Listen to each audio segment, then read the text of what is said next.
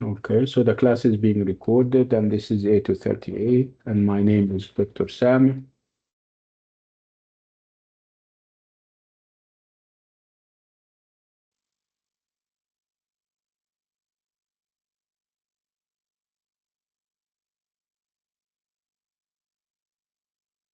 Okay, طيب.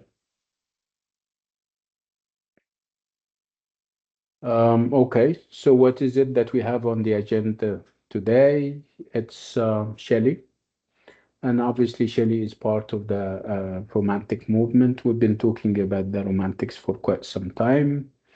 What did we do with the Romantics, and who did we talk about already?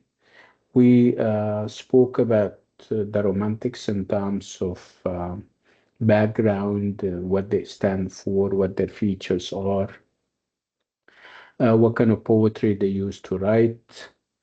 And then we had a representative, and the representative was Wordsworth. We spoke about Wordsworth, what kind of poetry he used to write. We spoke about his long age and long life, the fact that he lived long enough to edit himself. And then we started to see how romantic poetry characteristics are featured in his poetry. We spoke about the glorification of nature. We spoke about the power of the imagination. We spoke about lots of issues as far as the romantics are concerned. And then we shifted gears the other day, and we started talking about Shelley. And Shelley stands out as a second generation romantic poetry, if you still remember. And obviously, second generation romantic poets, they may agree with first generation romantic poets on what is romantic about them, the celebration of nature, addressing whatever is occult and strange, perhaps going all the way back to the Greeks and the Romans and the medieval times for inspiration. But with the second generation romantic poets, we have like a shift. The emphasis is different.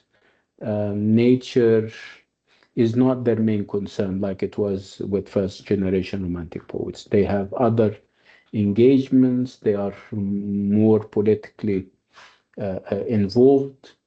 They also um, tend to harken back to bygone times like the medieval periods where they have a part of their inspiration and again, their poetry is not as easy and as accessible as the poetry of the first generation romantic poets like William Blake and Wordsworth.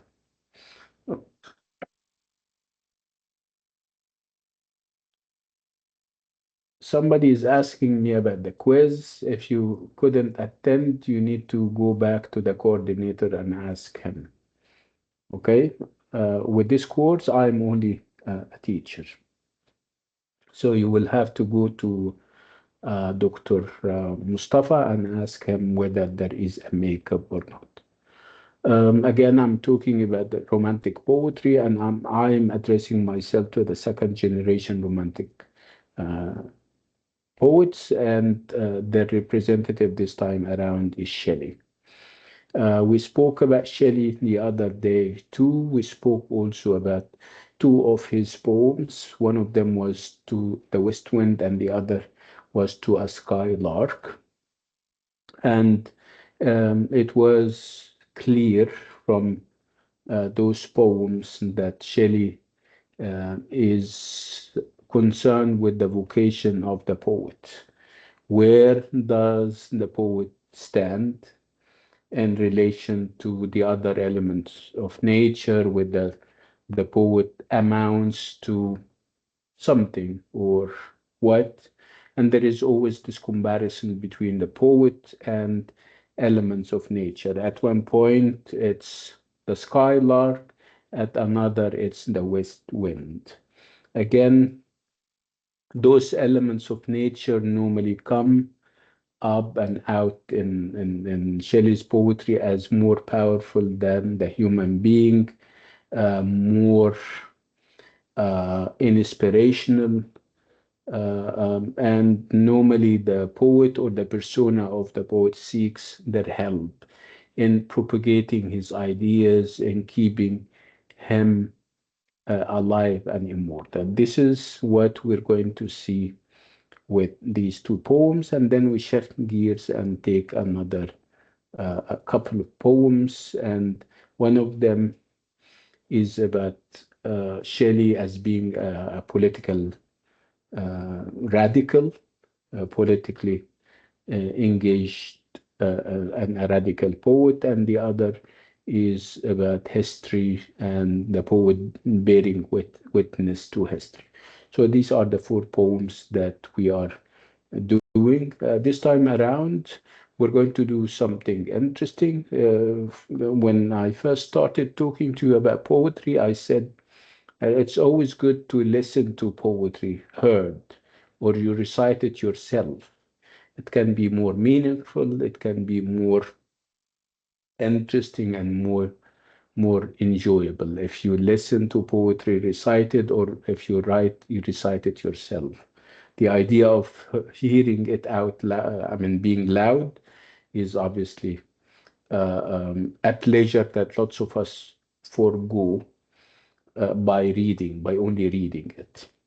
So, in order to fully appreciate what this kind of poetry is about and what it stands for, we're going to listen to the poems, and then we can read them and start analyzing them. Again, before we do just that, I would like you to remind you and myself of the fact that poetry is the most intellectual of all the other literature genres. It is very philosophical and it doesn't lend itself to easy interpretation. So don't feel dismayed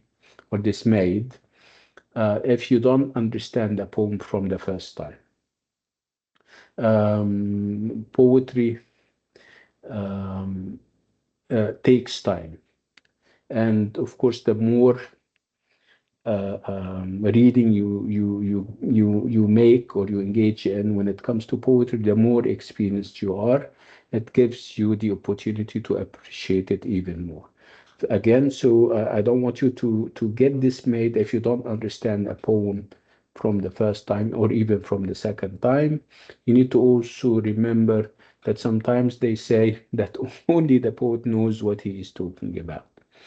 The meaning is within and with the poet. And we have this saying in Arabic, المعنى في بطن الشاعر, which means that uh, the meaning is up for grabs. I can have my own meaning and you can have yours. But of course, there is going to be a level of consensus on what a poem means. But I'm talking about those small, subtle details that we may all differ over and about.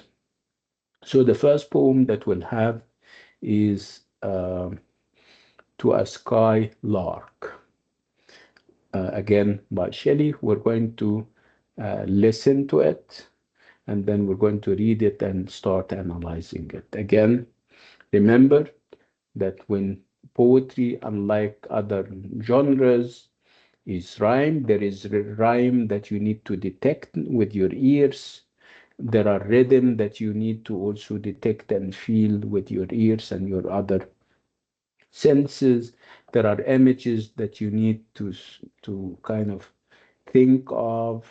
Poets address our different senses, our sense of smell, our sense of um, hearing, our sense of sight. You need to find those verbal images in a poem. And this is actually what makes a poem different from the other genres and non-poems. So let's listen to the poem.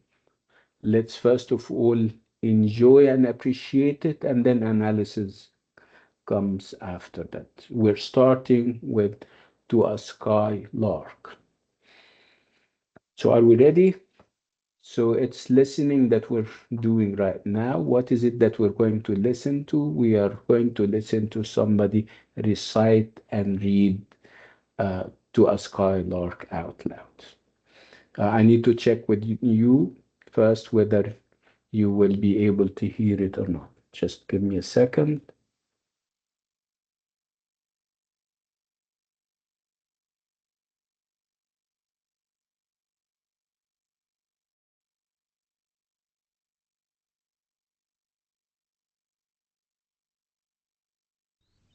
To a Skylark by Percy Bysshe Shelley. Could you hear that? Did you hear that? Yes. Okay, clear. Okay. So I'm not going to interrupt. It's going to take perhaps a minute or two, and I'll stay silent. I will enjoy the poem as much as you will. Okay. When we finish, we can talk about it. Are we all ready? Raise your hand. Give me a signal. Hmm. Good. ممتاز. Excellent. يلا على بركة الله. Let's go.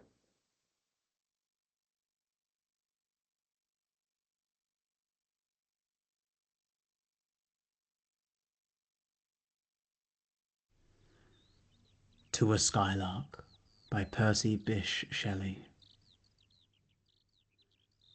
Hail to thee, blithe spirit, bird thou never wert, that from heaven or near it pourest thy full heart in profuse strains of unpremeditated art.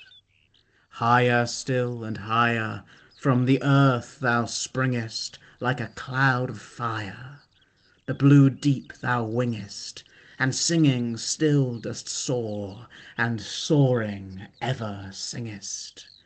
In the golden lightning of the sunken sky, o'er which clouds are brightening, thou dost float and run, like an unbodied joy whose race is just begun. The pale purple even melts around thy flight, like a star of heaven in the broad daylight. Thou art unseen, but yet I hear thy shrill delight.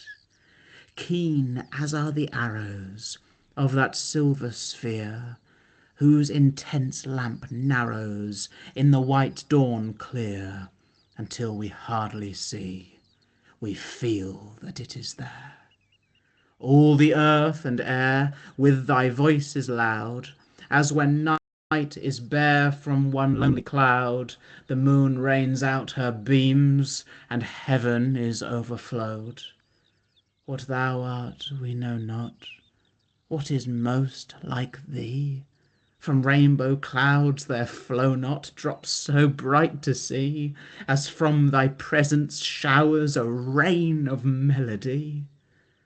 Like a poet hidden in the light of thought, singing hymns unbidden till the world is wrought to sympathy with hopes and fears it heeded not. Like a high-born maiden in a palace tower, soothing her love-laden soul in secret hour with music sweet as love, which overflows her bower. Like a glowworm golden in a dell of dew, scattering unbeholden its aerial hue among the flowers and grass which screen it from the view, like a rose embowered in its own green leaves, by warm winds deflowered, till the scent it gives makes faint with too much sweet those heavy winged thieves. Sound of vernal showers on the twinkling grass, rain awakened flowers, all that ever was, joyous and clear and fresh, thy music doth surpass. Teach us, sprite or bird, what sweet thoughts are thine! I have never heard praise of love or wine that panted forth a flood of rapture so divine. Chorus, hymnal, or triumphal chaunt, matched with thine, would be all but an empty vaunt, a thing wherein we feel there is some hidden want. What objects are the fountains of thy happy strain? What fields, or waves, or mountains? What shapes of sky or plain? What love of thine own kind? What ignorance of pain? With thy clear keen joyance, languor cannot be. Shadow of annoyance never came near thee. Thou lovest, but ne'er knew love's sad satiety. Waking or asleep, thou of death must deem things more true and deep than we mortals dream. Or how could thy notes flow in such a crystal stream? We look before and after, and pine for what is not. Our sincerest laughter with some pain is fraught. Our sweetest songs are those that tell of saddest thought. Yet if we could scorn hate and pride and fear, if we were things born not to shed a tear, I know not how thy joy we ever should come near. Better than all measures of delightful sound, better than all treasures that in books are found, thy skill to poet were, thou scorner of the ground. Teach me half the gladness that thy brain must know, such harmonious madness from my lips would flow. The world should listen then, as I am listening now.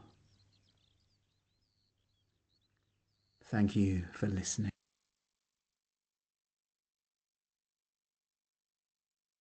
Thank you for listening. What do you think? I'm not I love it. assuming that you're, yeah, it's lovely, yeah, right? And it's the experience is low is like no other if you're listening, if you're hearing it, not if you're reading it. Because it can take forever if you're reading it. You cannot prevent yourself from trying to understand this or that kind of meaning. But if you're listening to it, if you're opening your mind and heart, it fills you. At least this is what I feel. So I may not understand every single word said or uttered, but I still enjoy it. And I don't know whether you guys share the sentiment. Rahav said that she enjoyed it. How about us all? Do you guys share the sentiment? Everybody else? What do you think? Did you feel it?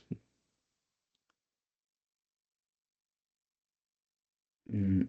Yeah, and I'm not taxing or judging. I'm saying that poetry is very philosophical. I'm saying that poetry is the most intellectual of all the arts and literature genres. Yeah, this is understandable, but at least we came up with something. So what is this something that we came out with? Come to the mic and share. What did you Can you repeat understand, that? if any? I'm talking about the whatever you understood. Whether we have one person, somebody is addressing somebody else, somebody's addressing an element of nature. What kind of dynamics do we have in the poem? Is he happy? Is he sad? Is he comparing himself to somebody? Is he comparing this something or somebody to something else? Let's talk about those dynamics. Yeah. Rahaf, go ahead. He's praising the Mm, bird song. okay. Can you elaborate on that? So He's talking. I mean, Remember, you said that you enjoyed the poem, right? What is Yes, it that you liked about it? Let's talk about it. I loved the language and imagery, to be honest. I really liked how um it showcased his love for the Song of the Bird, and I loved that Hmm. a lot. Nice. And I myself found lots of what he is saying is sometimes incomprehensible. I'm talking about the meaning of certain words. Sometimes there are references to things outside the poem because sometimes he talks about things from outside. So, did you find the language impeding? I mean, did it stop you from, um, trying to understand it? Not really, because um I read other poems a lot. Mm-hmm. So like Lord Byron, so he kind of uses the same language, so it's Uh-huh. not that difficult for me. Nice, good, nice. Okay, Rahaf. Let's talk to other people about their impressions about the poem. Hmm?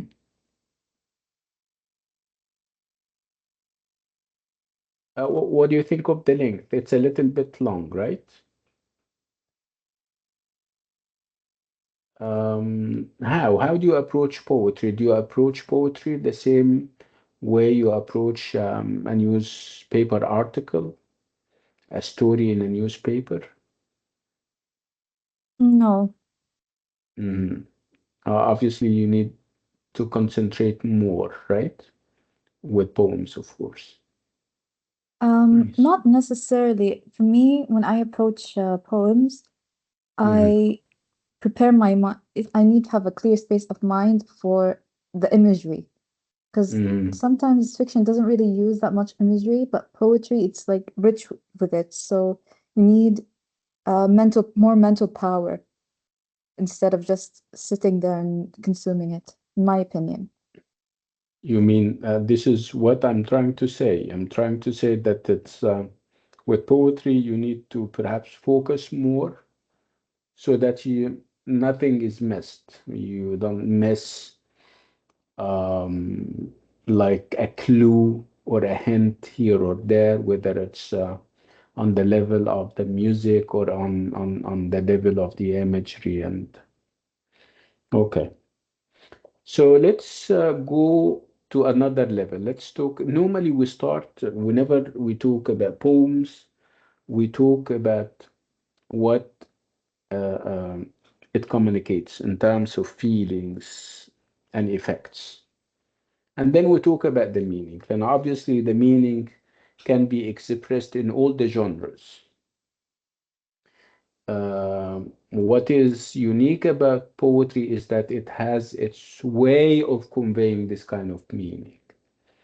Poetry is about intensification, is about condensation. Whatever other people can say in volumes and in hundreds of pages, you have it in a poem that can be 14 lines, it can be 2 pages or 3 pages or 4 pages maximum, right? Unless we're talking about epics, of course.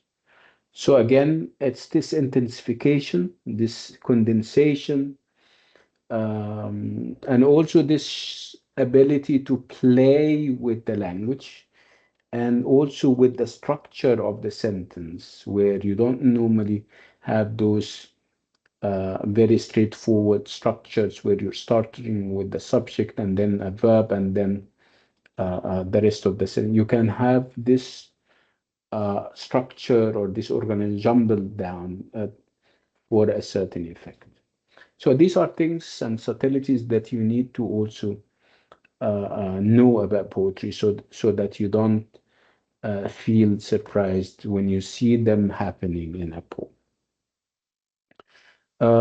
Okay, so again, it's to a skylark, and from the title, you can almost tell that he is addressing a skylark. And we said the other day that a skylark is a bird. Again, you address a bird for the most part because you like the bird, because you are comparing perhaps your experience to that of the bird And normally the bird is normally more appealing in this comparison, more triumphant in this kind of competition um, and comparison between a poet and a bird. Again, the associations of a bird are very obvious. When we talk about birds, we talk about singing, we talk about them having lovely or producing lovely sounds. When we talk about this idea of freedom, the fact that they can fly away, and when human beings are bound in time and space, these are differences that normally make birds stand out, and that is part of the appeal that birds have among people, especially poets. So obviously, Shelley is comparing himself or poets like himself to the bird, and he is asking for perhaps an inspiration. He wishes that he and the other poets that he represent can be like a bird, and in those feelings of freedom and in those feelings of joy, lovely sounds that they produce, and everything in between.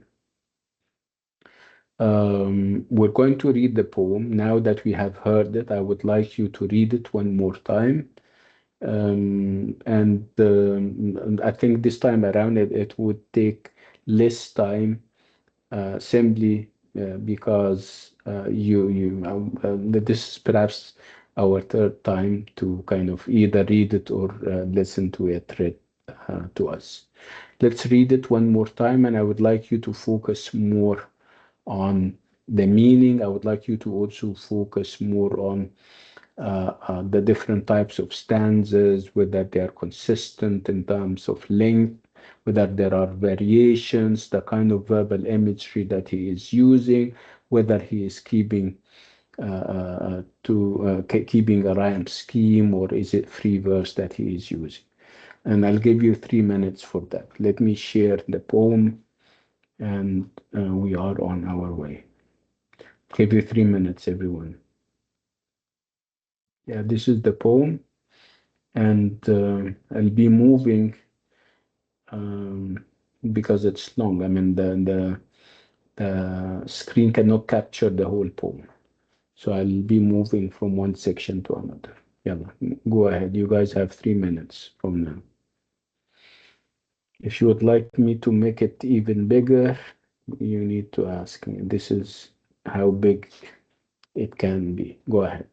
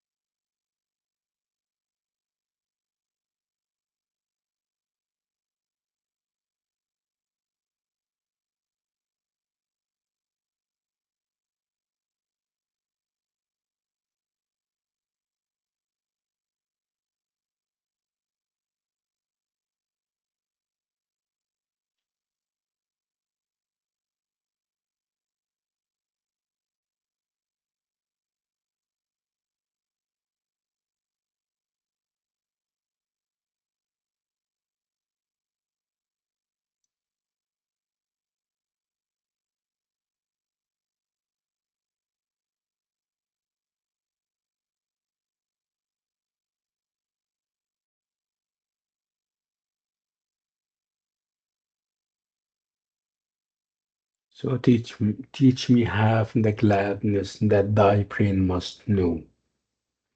Such harmonious madness from my lips would flow. The world should listen then as I am listening now. What an amazing conclusion and end to the poem. So, did you feel it more now that you have heard it once and then you're reading it? Yeah. Again, I'm not expecting a full understanding because poetry is meant to be appreciated and felt rather than understood.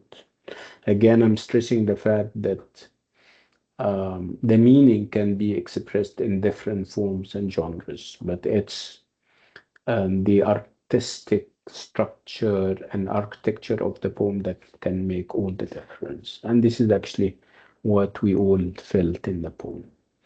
Again, the poem is kind of a call where obviously you have, or perhaps a prayer. And I came to a point where I'm considering it a prayer or a hymn to none other than a bird high in the sky, an idol of a sort. The way he talks about the bird, the way he addresses the bird gives you the feeling that he is addressing a deity or a god or a goddess.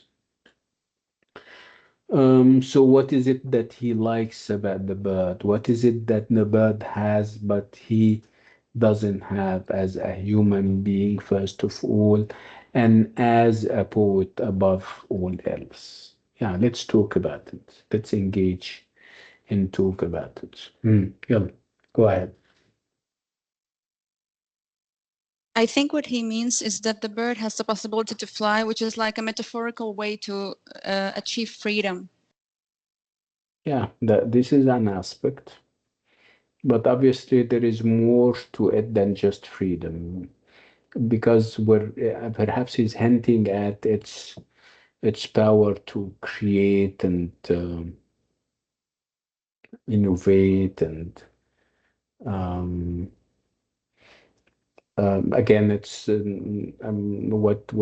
what stands out is this admiration for the sound or the sounds that this bird produces. Mm. Yeah, go ahead. Somebody's raising her hand. Rahaf. It's kind of sad because he's comparing, no, he's not comparing, he's stating how the bird's song is very joyous, it's very hymnal, that even if all the sounds in the world were to match and be compared to the song, the joy and happiness of the bird's song wouldn't even match. Everything else would seem empty and blank compared to it, which is kind of sad. Yeah, I It's a mean bit sad. the bird and its I mean quality of voice and quality and the ability to sing is actually dwarfing the poet, and the poet is also a singer in his own right. I mean poets or poetry is about lyrics that rhyme together, and it produces music, but it seems and throughout the poem that these kinds of lyrics that the poet produces can never under any circumstances be compared to those lovely sounds that the bird produces, and that would make, according to the poet, that would make the comparison quite unfair because he can never kind of think of himself in the same level as the bird. Are you getting this message clear, or am I reading, you know, too much into it?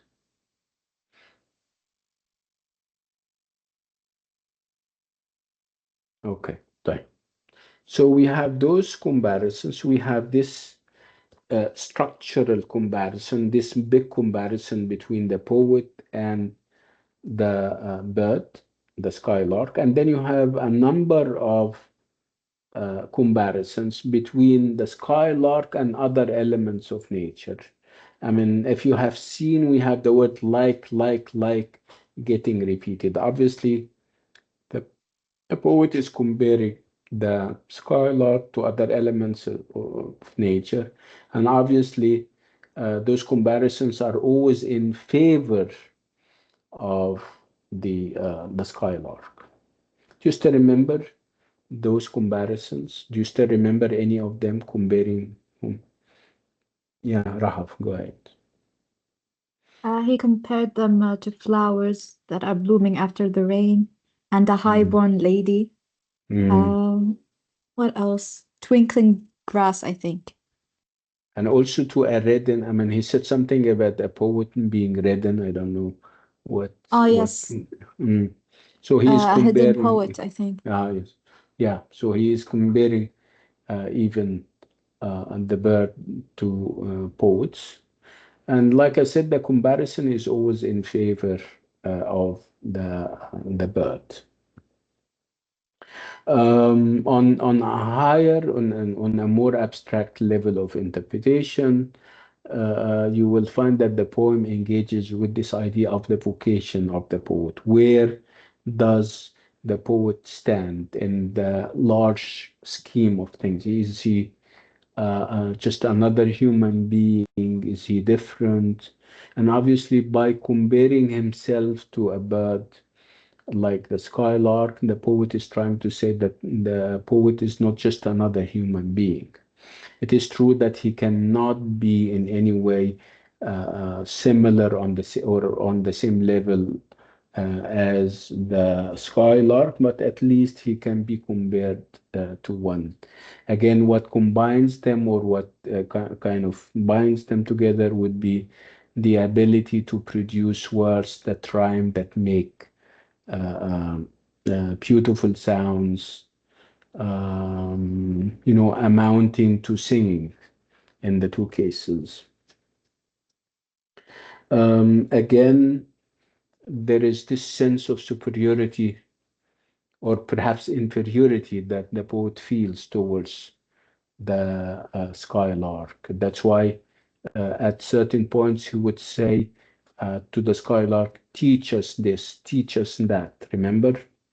So here you have the poet standing in awe, in a humbled way, receiving education from an element of nature, which is the skylark in this case.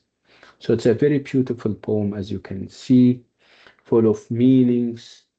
And again, the overriding feeling that we have is joy, and the joy that the bird feels, the joy that the poet as a human being cannot achieve.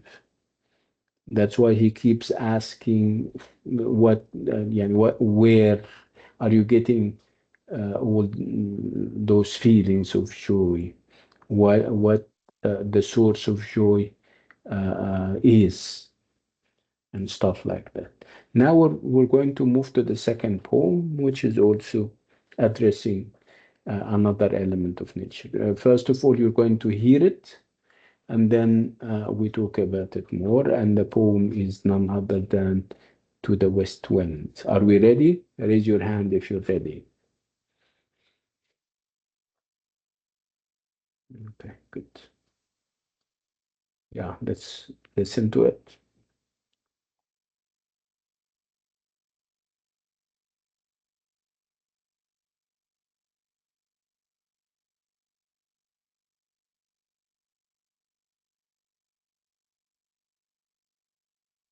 Okay, so To the West Wind. Ode to the West Wind.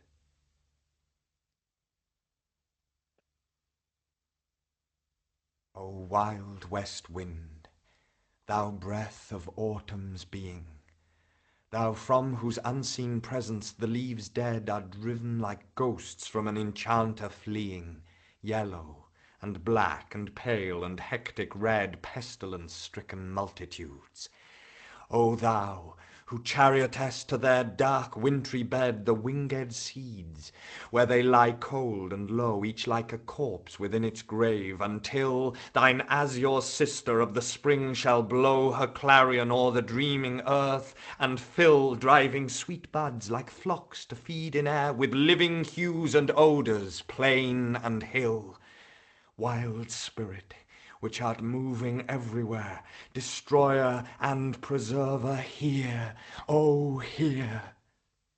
Thou on whose stream, mid the deep sky's commotion, loose clouds like earth's decaying leaves are shed, shook from the tangled boughs of heaven and ocean, angels of rain and lightning, there are spread on the blue surface of thine airy surge, like the bright hair uplifted from the head of some fierce Maenad, e'en from the dim verge of the horizon to the zenith's height, the locks of the approaching storm. Thou dirge of the dying year, to which this closing night will be the dome of a vast sepulchre, vaulted with all thy congregated might of vapours, from whose solid atmosphere black rain and fire and hail will burst. O hear! Thou who didst waken from his summer dreams the blue Mediterranean, where he lay lulled by the coil of his crystalline streams, beside a pumice isle in Baiae's bay, and saw in sleep old palaces and towers quivering within the waves' intenser day, all overgrown with azure moss, and flowers so sweet the sense faints picturing them, thou, for whose path the Atlantic's level powers cleave themselves into chasms, while far below the sea blooms and the oozy woods which wear the sapless foliage of the ocean know thy voice, and suddenly grow grey with fear, and tremble and despoil themselves. O hear! If I were a dead leaf thou mightest bear, if I were a swift cloud to fly with thee, a wave to pant beneath thy power, and share the impulse of thy strength, only less free than thou, O uncontrollable, if e'en I were as in my boyhood, and could be the comrade of thy wanderings over heaven, as then, when to outstrip thy skyey speed scarce seemed a vision, I would ne'er have striven as thus with thee in prayer in my sore need. Oh, lift me as a wave, a leaf, a cloud. I fall upon the thorns of life, I bleed. A heavy weight of hours has chained and bowed one too like thee, tameless and swift and proud. Make me thy lyre, even as the forest is. What if my leaves are falling like its own? The tumult of thy mighty harmonies will take from both a deep autumnal tone, sweet though in sadness. Be thou spirit fierce, my spirit, be thou me, impetuous one. Drive my dead thoughts over the universe like withered leaves to quicken a new birth, and, by the incantation of this verse, scatter, as from an unextinguished hearth ashes and sparks, my words among mankind. Be through my lips to unawakened earth the trumpet of a prophecy. O wind, if winter comes, can spring be far behind? Yeah.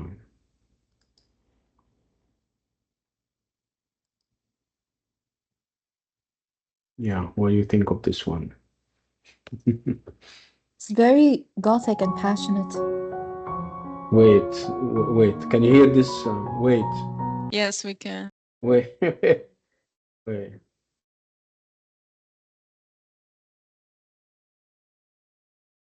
Stopped it. Yeah. Alhamdulillah. Okay. So what we have to say about this?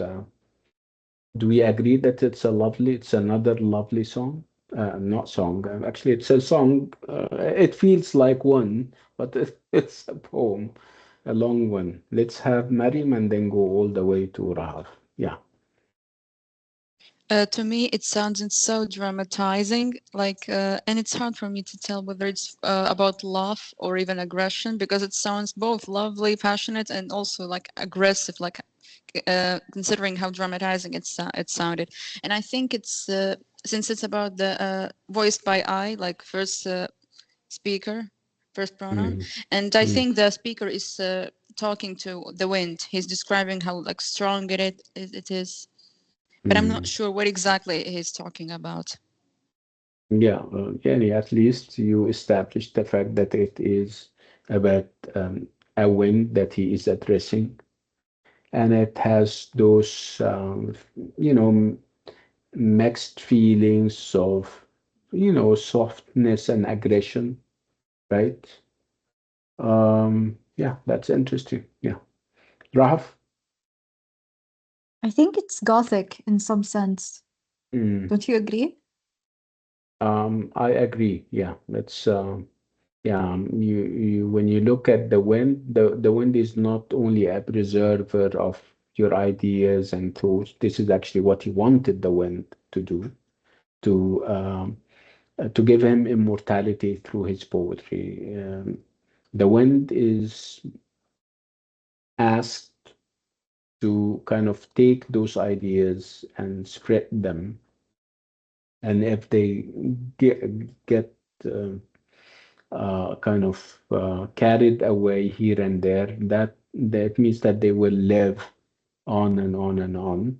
This is the preserving part, and there is also this element of destruction to the wind. The wind is also a reminder of death and destruction. And this is actually, this duality is an inspiration that he is taking from Hinduism. If you're familiar with Hinduism, you have gods who are both preservers and destroyers.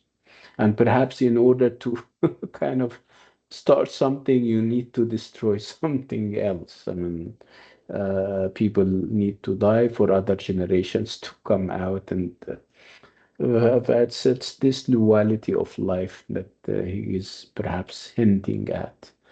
Um, yeah, go on. You were saying something else, yeah, Rahab. No, I'm just saying, no, Mm, it feels very, as Mariam said, it's aggressive, mm, but also it mm, is mixed with somewhat admiration. mm. It's For the weird, like it's powers of the wind can do what human beings and poets cannot do. yeah, The poet, I mean, the wind can come and go. Obviously, it doesn't have an end and it doesn't die, while human beings do die, of course.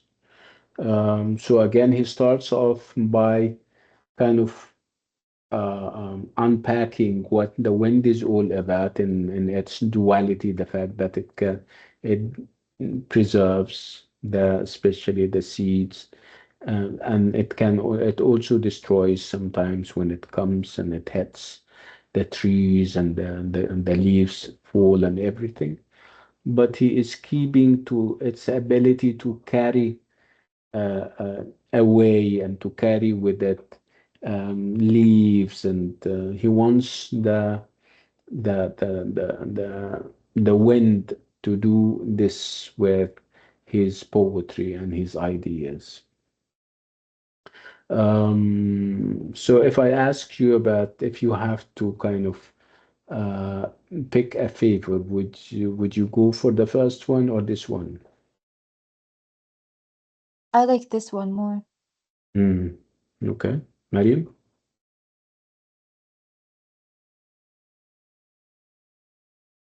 Okay. I'm sorry, doctor, I didn't get the question. Can you repeat Um, it? yes, and now that we have heard the two poems, which of them is more appealing to you?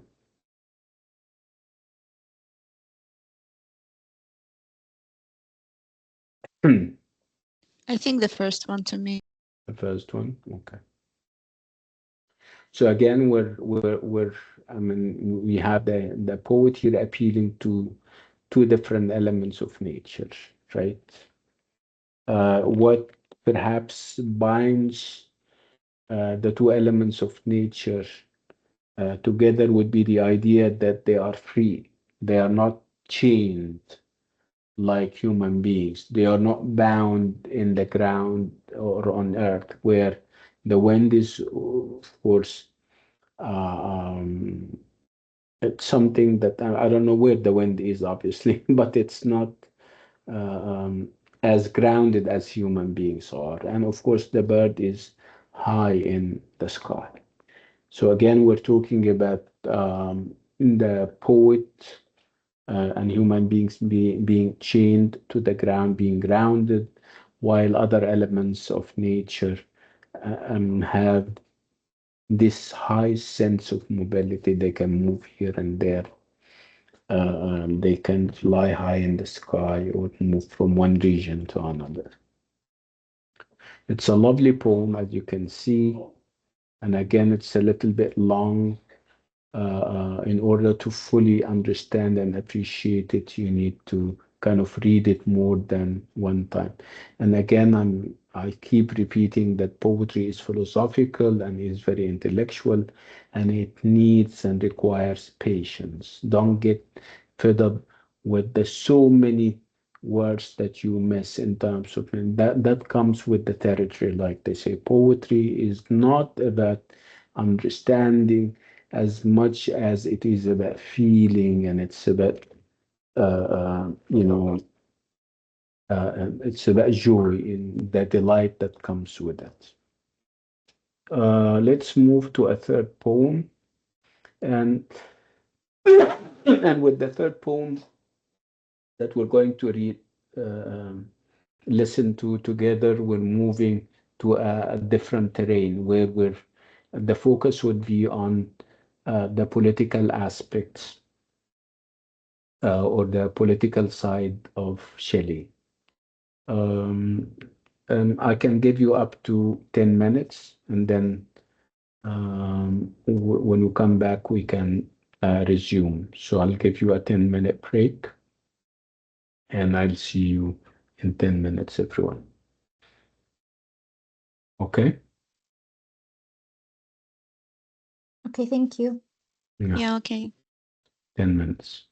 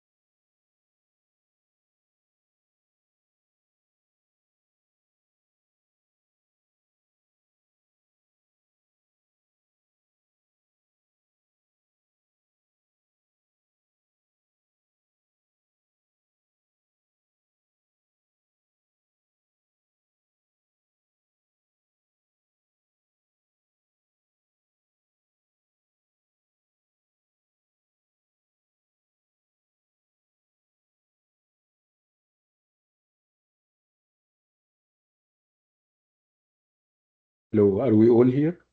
Everyone? Yes. ممتاز, good. طيب.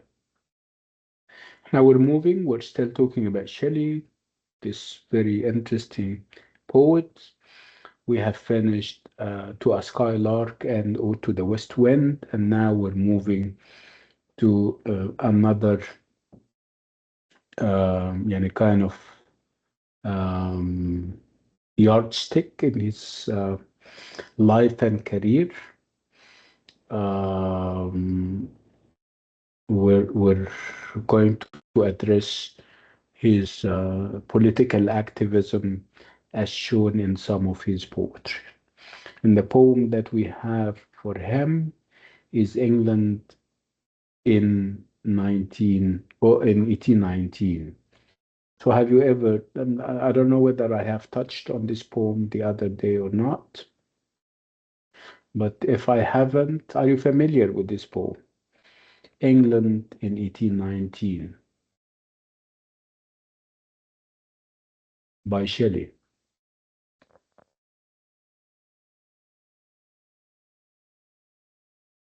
Have you read the poem? Have you have it read to you at any point in your history? If not, that's fine. Not right. That's fine. Okay. Type. We're going to also listen to it and feel it before we understand it, and then we talk about it later. Obviously, it's shorter than the other two poems. Kelly.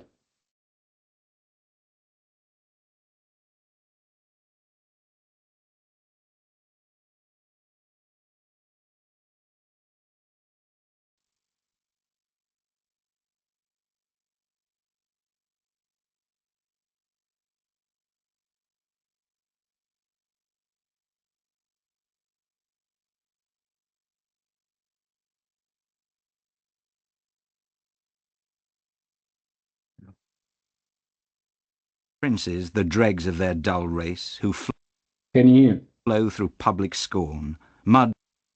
Wait. Guys, can you hear that? Yes. Okay. Bye. Yalla. Let's get started.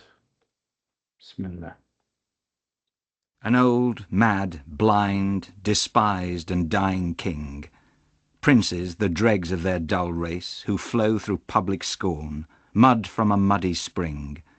Rulers who neither see, nor feel, nor know, but leech-like to their fainting country cling, till they drop, blind in blood, without a blow.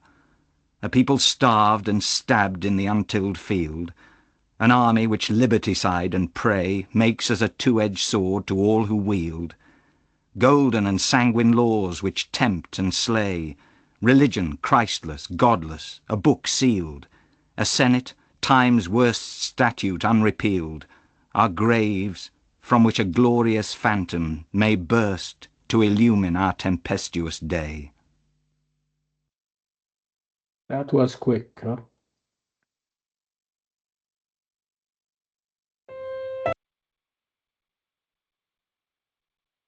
Yeah. It went so fast. I didn't cope. Did you manage to listen to it carefully? I mean, closely? Because I didn't. I know the poem, of course, from before. Hmm. Are you guys? Can you hear me? Hello. Hello. Where is everyone else? Yes, Doctor. Yeah. Yes, Okay. yes. Good. I'm here. Oh, okay. So let's talk about the poem.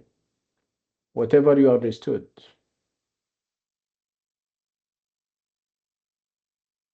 Hmm. Is he addressing an element of nature this time around too? No. Okay. Listen, if you would like me to kind of replay it again, just tell me. Would you like me to do that?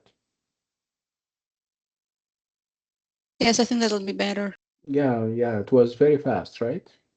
طيب. I would like you to listen carefully, okay? يلا بسم الله.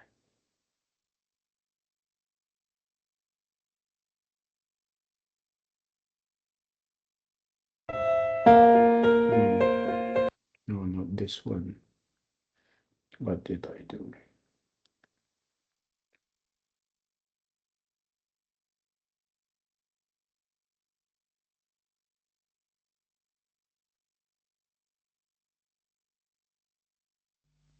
An old, mad, blind, despised and dying king, princes the dregs of their dull race, who flow through public scorn, mud from a muddy spring, rulers who neither see, nor feel, nor know, but leech-like to their fainting country cling, till they drop, blind in blood, without a blow, a people starved and stabbed in the untilled field, an army which liberticide and prey makes as a two-edged sword to all who wield, golden and sanguine laws which tempt and slay, religion Christless, godless, a book sealed, a senate, time's worst statute unrepealed, are graves from which a glorious phantom may burst to illumine our tempestuous day. Hmm.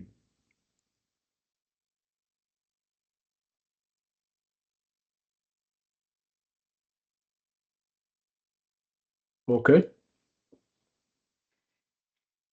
so what do you have to say about the poem? So first of all, he was not addressing a natural thing or something from nature, but a person. And this person happened to be a king, and apparently a corrupted one, since he used a very derogatory language. Mm-hmm. Yeah, Rahaf, you were raising your hand. Yeah, I just noticed that the time he wrote about is just miserable in Mm. general. Religion is corrupted and Mm. deviated from. The king's Okay. really, as Maryam said, is also corrupted and unfair. And it's just a black time to live in, basically. Mm. So obviously he's lashing out against the different institutions. First of all, we have the royal family, we have the king, and we have the princes. And then he moves on and talks about the judiciary. And then he moves on and talk about the army. Obviously, he spared no one, no institution, right? Even religion and the institution of religion. They are all conspiring against whom? Against, according to him. Who is being caught in the crossfire? Civilians in general. Yeah, more specifically the poor, the people, right? Ah, yeah. Mm. They are being stabbed in the back, not in a metaphorical way, of course. Yeah, that's kind of sad, right? So, what do you think Yeah. if a poem like this is published and it is in the public domain? Do you think he can get away with it? Obviously, No. No. he's not drawing the ire or the anger of one single institution, right? He's very democratic in his attack. He spares no one, right? Yeah. Yeah. How did they publish Mm. it back then? Well, he did, man. I mean, by the way, he did. He wasn't, or he didn't live in England at the time. And obviously, one reason why he wasn't because of his political activism and his radical politics. So he used to live in Italy. And he lived, like we said the other day, a very short life.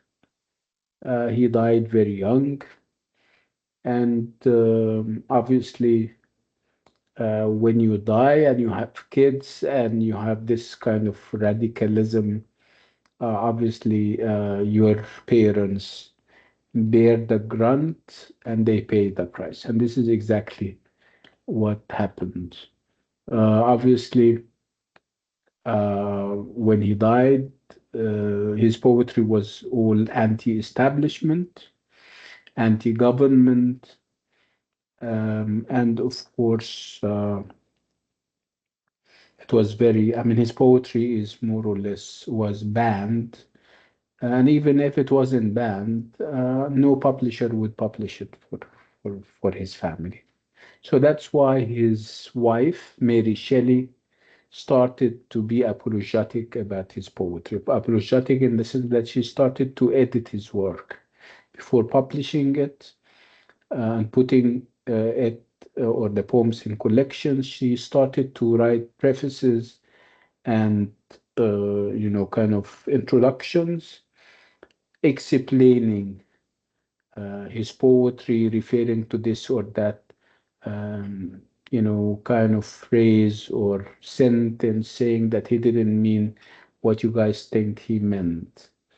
But of course, she cannot edit a whole poem like England in 1819 because it was. I mean, the whole poem is obviously is anti-government, government with its different branches and wings. Um, um, he wasn't, perhaps this is the difference between him and Wordsworth. He didn't live long enough to reconsider his stances. So he stayed, kind of steadfast in his positions, unlike Wordsworth. Wordsworth, for example, because he lived a long life, because he has seen victories and defeats, towards the end of his life, he started to kind of omit and edit his work. He was at the end of his life. I mean, Wordsworth was very pro-government, unlike Shelley, who remained anti-government all his life.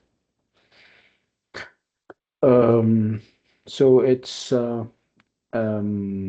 I don't know. I don't know whether it's a lovely poem or not. It's a very uh, kind of scathing poem, a poem that spares no one. Very political and very um fierce in its attack um, of the government with its different branches. Let me see if I have the poem itself.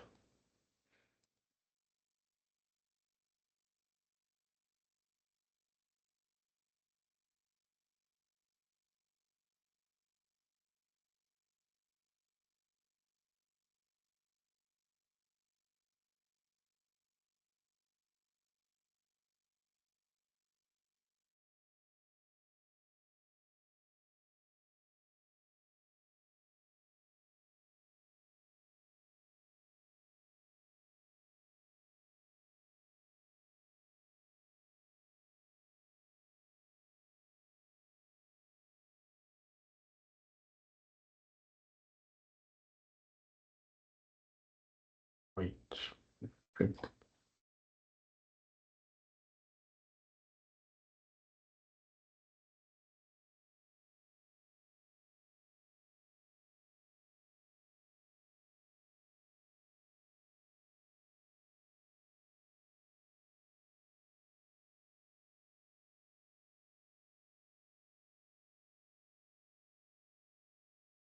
Yeah, I would like you to read the poem for 3 minutes and then we discuss it.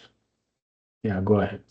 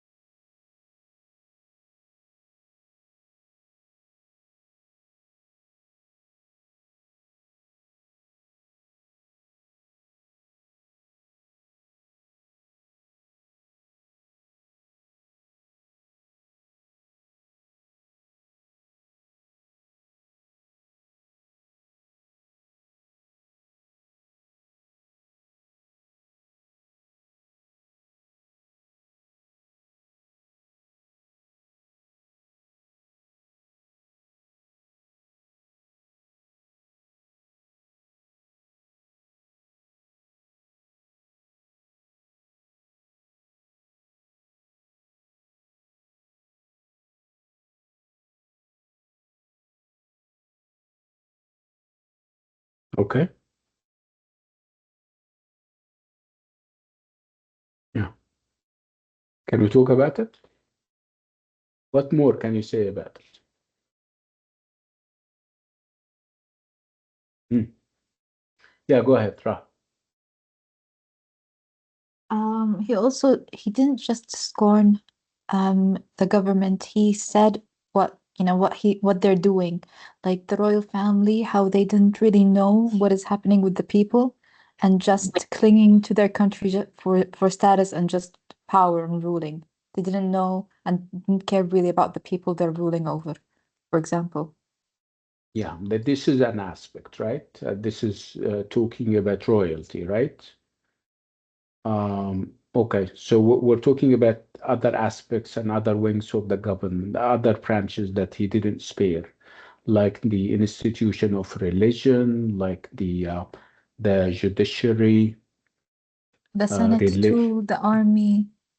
yeah, yeah, he spared no one, right? Yeah, okay, good or bad, I don't know. Yeah, who else?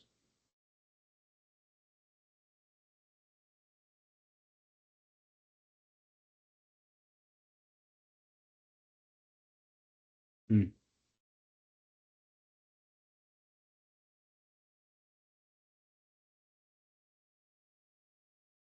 Okay, so if we say that he is a political radical, would you agree with that? With this designation or description or labeling? What does radical mean? Radical means متطرف in his views, extreme. Uh, no, I don't think so because I think at the first couple lines, he said the people also agree with him, so he's not alone in this. Um, So it's a because public opinion. yeah, but I mean, you can be moderate in your criticism. There is obviously a different. I'm not saying that I'm against him or Mm. supporting, and I'm saying that there is difference between criticism and attack. And Ah, yes, yes. it doesn't seem that he is criticizing or critiquing, right? Yeah, I agree. He's attacking, and his attack is very brutal, right? Yeah, This is the point, and that's why we're saying that he has radical politics, that he is true. extreme in his views. Yeah, and obviously he has a point. Like always, you always have corruption in government and everything, but it's not about the what as much as it is about the how and the when. It's nobody condemns somebody else for kind of exposing corruption. What people can be against would be how you will do it and when, because the when and the how are very important. Inshallah, when you go to your graduating year in EA 300B, you will take a novel called or titled The Other Side of Truth, where you have an investigative journalist, and he's also exposing the corruption of the government. Nothing is wrong about this, right? What is wrong is that he didn't choose the right time, and because of that, his wife was assassinated and killed. He, so obviously, who is caught in the crossfire between him and the government? It's his family, Mary. right? It's his kids, because he didn't choose the right moment. He didn't choose how to do it in a perhaps a tactful way. Here, who is paying the price of this political radicalism with Shelley? His It's his family. family. Remember what we said about his wife? When he died, what did his wife did? What did she do? I'm sorry. She had to edit his work. She has to write prefaces and introductions, say defending him, justifying what he said, and saying no, he didn't mean it this way. You guys are too literal. You guys are perhaps taking things out of context. But of course, we all know that he meant what he meant, right? Yeah. So this is what the poem is all about. Again, it's what we call a sonnet. You know what a sonnet is? A sonnet is a poem of 14 lines. Again, it's very direct, and we all agreed on its meaning. No two people differed as what it meant, unlike to a skylark and to the west wind, where the meaning can be up for grabs, right? Again, what makes it even more direct would be the idea that it's short, right? You can read it as many times as you possibly can so that you can lock the meaning and you can establish what it really means, right? Yes. Okay. Very direct and very interesting at the same time. Now we're moving to the fourth poem, and it's about the poet being or bearing witness to history unfolding, history that is, and I'm not going to spoil it for you. Let's listen to it and let's see.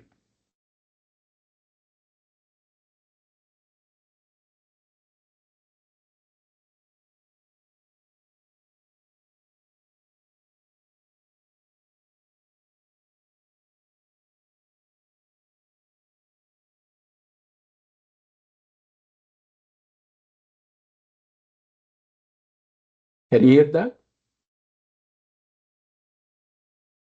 Can you hear? No. No. Okay, wait.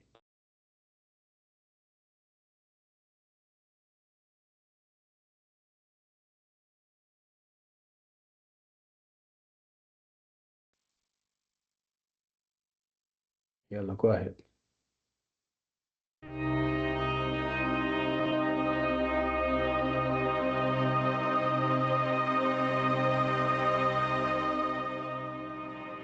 I met a traveller from an antique land who said, "Two vast and trunkless legs of stone stand in the desert. Near them, on the sand, half sunk a shattered visage lies, whose frown and wrinkled lip and sneer of cold command tell that its sculptor well those passions read which yet survive, stamped on these lifeless things, the hand that mocked them and the heart that fed. And on the pedestal these words appear: My name is Ozymandias, King of Kings. Look on my works, ye mighty, and despair. Nothing beside remains. Round the decay of that colossal wreck, boundless and bare, the lone and level sands stretch far away.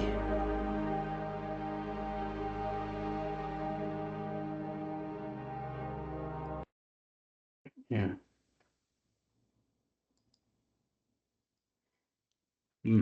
What do you think? A bit melancholic. It is. Yeah. Where is everyone else? What do you think, guys?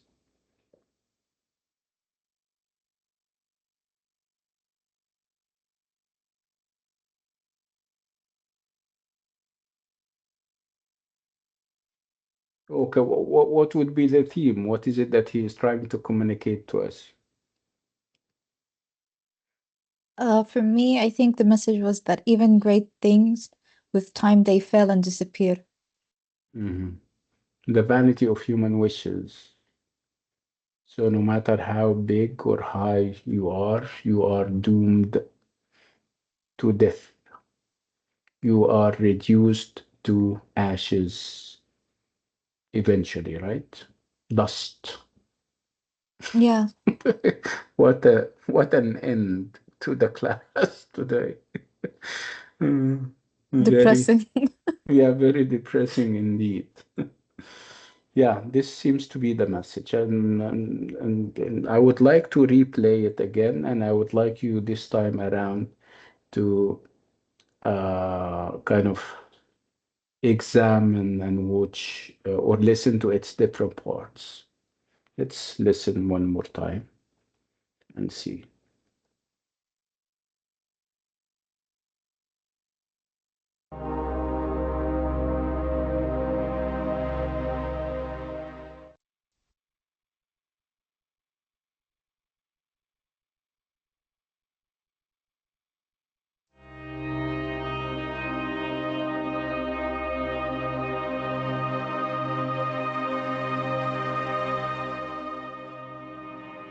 I met a traveller from an antique land who said, "Two vast and trunkless legs of stone stand in the desert. Near them, on the sand, half sunk a shattered visage lies, whose frown and wrinkled lip and sneer of cold command tell that its sculptor well those passions read which yet survive, stamped on these lifeless things, the hand that mocked them and the heart that fed. And on the pedestal these words appear: My name is Ozymandias, King of Kings.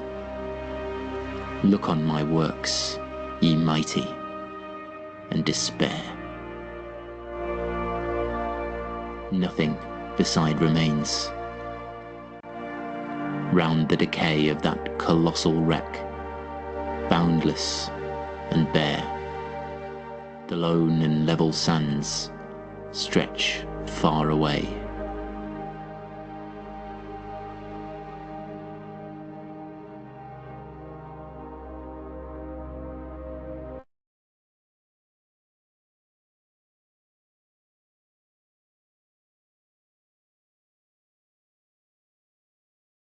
Yeah, yeah. Same impressions, I guess. Our impression never changed. It's as depressing as ever. And again, it's more universal in its appeal this time around, right? We're not talking about a specific government or country. We're talking about humanity. We're talking about human beings always and everywhere. And this pursuit of immortality that never um, kind of materializes. No immortality, right? Vanity of human wishes. So no matter how hard we try, we have there is limits to everything, right? So and in order to strike home these ideas, we have a king of kings in the description of the poem.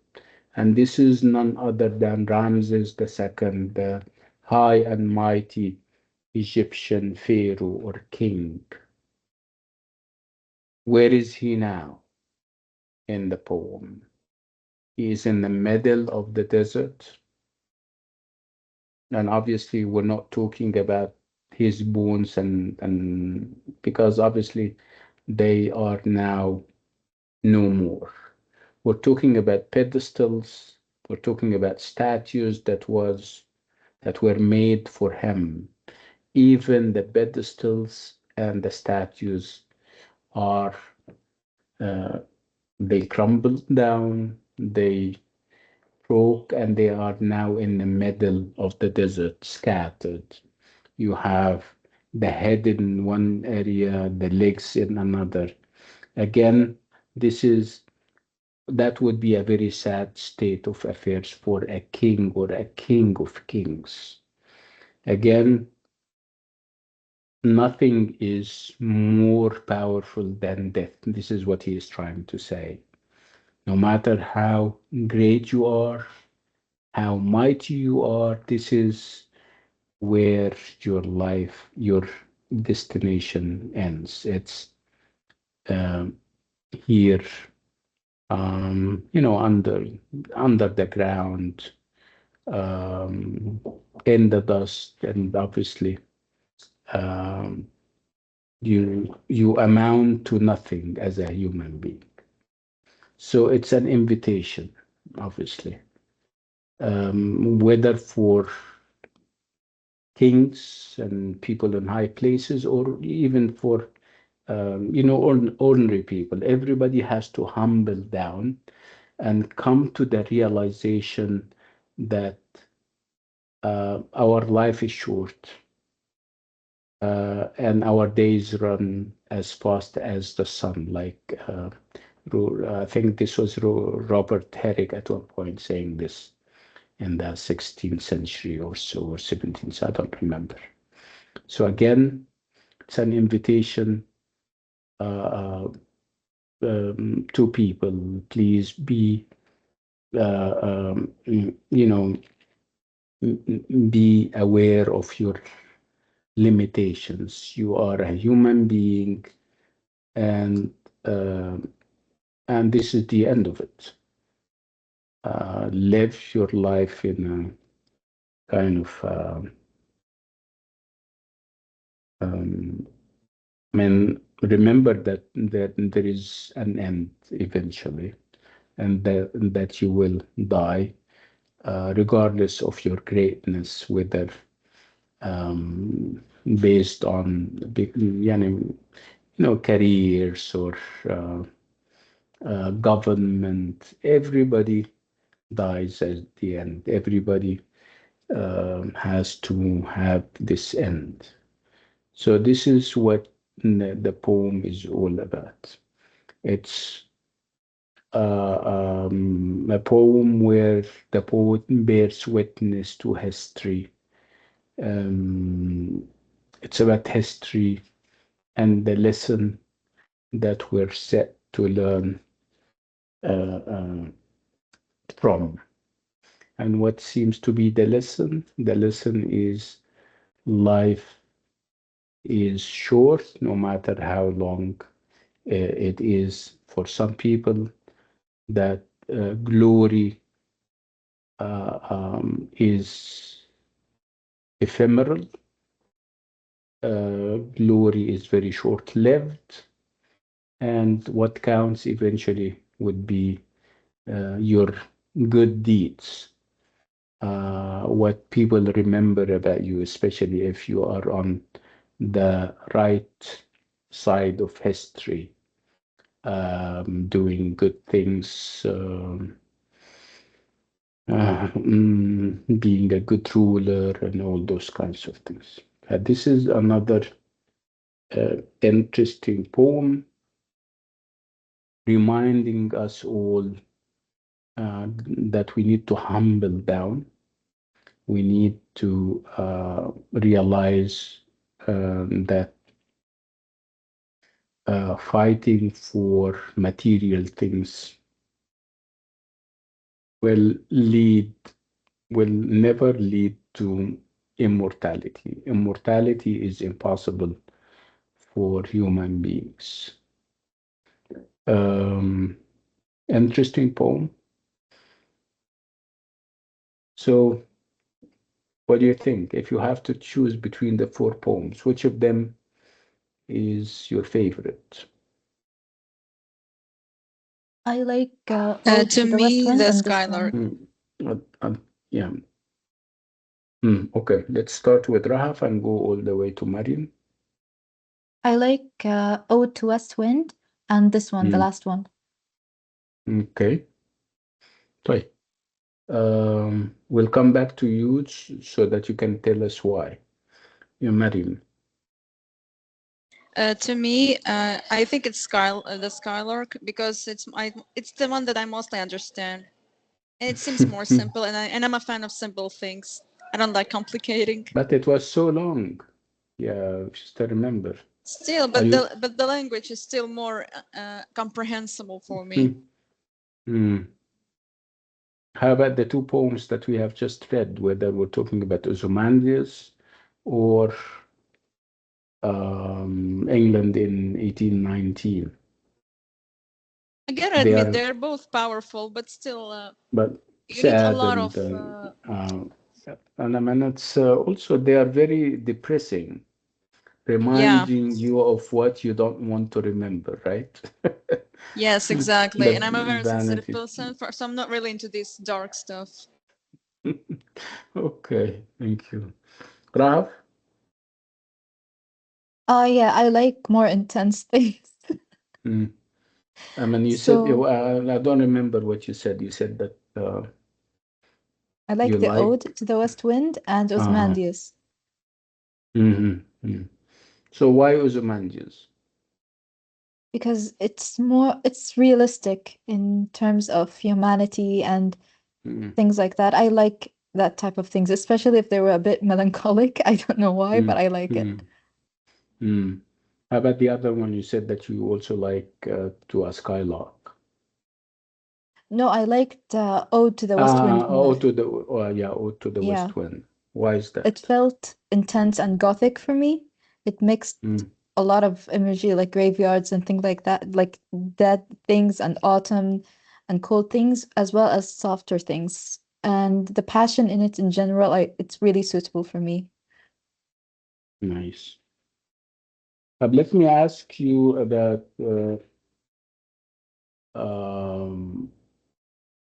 yeah, okay. خلاص. Now that the four poems are out of the way, let's perhaps focus on what you did yesterday. Did you all attend the A230A writing quiz yesterday? You had a quiz Yes. yesterday, right? Yes. Did you all attend? I mean, everyone raise I your couldn't hands. attend, I was sick. Oh, um, you need to approach Doctor. I don't know when is the makeup. I think the makeup is on Thursday, right? Oh, Did they there's a say makeup? something? Did I say there is one? There's a makeup test? Yeah, yeah, I think you can, I think it's on Thursday, but you need to check with Dr. Mustafa, the coordinator. You have his email and everything? No, can you send it to me, please?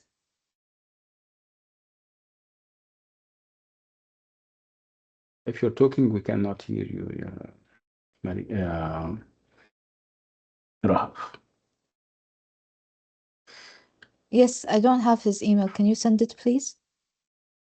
Yeah, I'll send it to you on WhatsApp. How about that? Remember, Okay, please, you are yes. with me in the debate group. Yeah, we'll send it. Yeah, Yes. somebody else who was kind of raising her hand. So everyone attended, right? I think Yeah. there is a makeup on Thursday for those who missed it for good reasons. I don't know when it is. I think it's the same time. You need to check with Dr. Mustafa, like I said. Okay, who else want to say something before we call it a day? I wanted to ask about the finals. So how many chapters are with us? Everything. We normally, the final is comprehensive. It covers everything. So even the chapters beyond Frankenstein? Yeah, no, we're not doing Frankenstein. This is perhaps the good news. No Okay. Frankenstein. Yani, it means that we now we ended everything. When we meet again, it's going to be a revision. All right. What else do I want? I think the final exam is now out on the website, the university website. Go and check. And we'll meet again next week, inshallah. Try to attend with Dr. Mustafa the master classes that he gives. Who attends those master classes? Do you attend any of them? At what time are they, sir? I think they are on Wednesday, but I don't know the specifics. Does anyone know when the master class is? I It's know okay. I that can it's ask him in the email. I think it's on طيب. 4. On what? At 4? I think it's at 4 p.m. if I'm not wrong. I don't know. I don't know. Have you attended before, Mariam? Only sometimes because the time is not suitable for me. I'm not sure about this 4 thing, but we can ask. طيب, before we go, I think Mariam and Rahaf, I think we have a meeting today, right? Yes, at 5. I guess, yeah, at 5. طيب, I'll see you inshallah at 5. Thank you so much, everyone. And I'll see you next week, inshallah. Assalamu alaikum. Inshallah. See you next Bye-bye. week. Inshallah. Bye-bye.